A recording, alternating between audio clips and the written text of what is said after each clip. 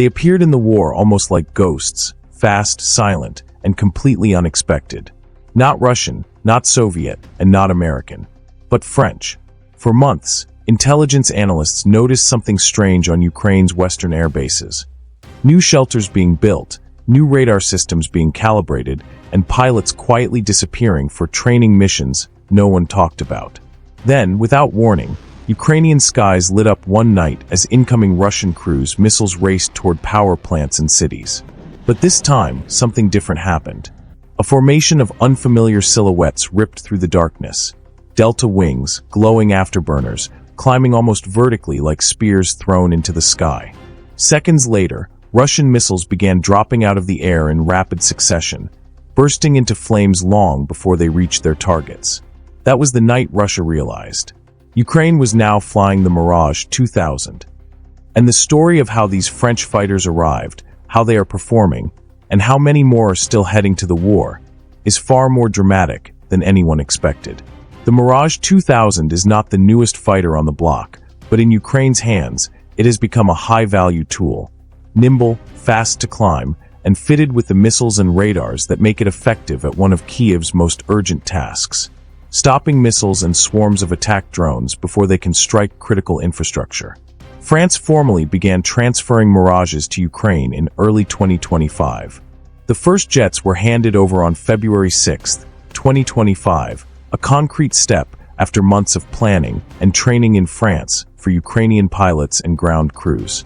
Paris had long signaled interest in giving Kiev a capable, Western standard interceptor, and the Mirage, particularly the upgraded 2000-5 variant, fit the bill because it can carry modern air-to-air missiles and long-range standoff weapons while being relatively familiar to Western maintenance practices.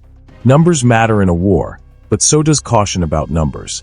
Official French statements have been deliberately circumspect for operational security reasons. What is on public record is that a French budget document and subsequent reporting identified a tranche of Mirages set aside for Ukraine, commonly reported as 6 of France's Mirage 2000-5S, and French officials confirmed that at least the first of those jets had been transferred by February 2025. At the same time, Kiev and some analysts have discussed broader ambitions. Ukraine requested more aircraft, and there were follow-on discussions about additional Mirages, upgrades, and even other French systems to come as part of a broader Franco-Ukrainian package. Operational use came quickly. On March 7, 2025, Ukrainian Mirage squadrons were credited with playing an active role in repelling a major Russian missile and drone strike. Photographs and official accounts showed Mirages scrambling alongside F-16s to intercept cruise missiles and long-range drones, missions that emphasized the Mirage's core strength in air defense. Speed of response, good climb rate, and compatibility with modern air-to-air missiles such as the Mica and infrared-guided Magic-type weapons. Ukrainian commanders highlighted that these fighters were being used primarily to protect energy infrastructure and population centers from cruise missile strikes and drone swarms. A mission set where Mirages have proven valuable. That success has not come without cost. On July 22, 2025, a Ukrainian-operated Mirage crashed in Volyn Oblast after the pilot reported an equipment malfunction. The pilot ejected and survived. The accident prompted an investigation and underscored a harsh reality of high-tempo operations. Aircraft attrition can come from combat damage, wear and tear, and technical failures. This loss was widely reported as Ukraine's first Mirage loss since the deliveries began. So how are the Mirages actually performing? From the open sources, the answer is precisely in the role they were intended for. Ukrainian pilots and analysts have emphasized the Mirage 2005 strengths in interception missions against cruise missiles and high-speed drones. The jet's radars, missiles, and mission systems allow them to detect, engage, and defeat threats that older Soviet-era fighters may struggle with. Commentators and frontline pilots have described the aircraft as extremely effective in the narrow but vital mission of air defense, not as a force designed to win air superiority over large contested zones, but as a high-quality stopgap and force multiplier protecting key assets. Behind the scenes, France has continued to weigh further support. In late 2025, there were reports and official signals that Paris was considering or pledging additional Mirage support and related air defense equipment, alongside broader agreements on Rafale fighters and SAMP-T air defense batteries. Those discussions indicate France views Mirages as part of a longer-term Franco-Ukrainian cooperation to bolster Kiev's air defense, not merely a one-off donation. That said, the production life cycles, training pipelines, and political constraints of Paris mean deliveries will remain paced. Each aircraft requires spare parts, ammunition, ground support, and trained crews to be fully effective. For Ukraine, the Mirage program's immediate value is tactical and psychological. Tactically, Mirages have added interceptors that can be scrambled quickly to contest cruise missiles and drone swarms, reducing the burden on ground-based air defenses and F-16s that are often tasked with strike missions.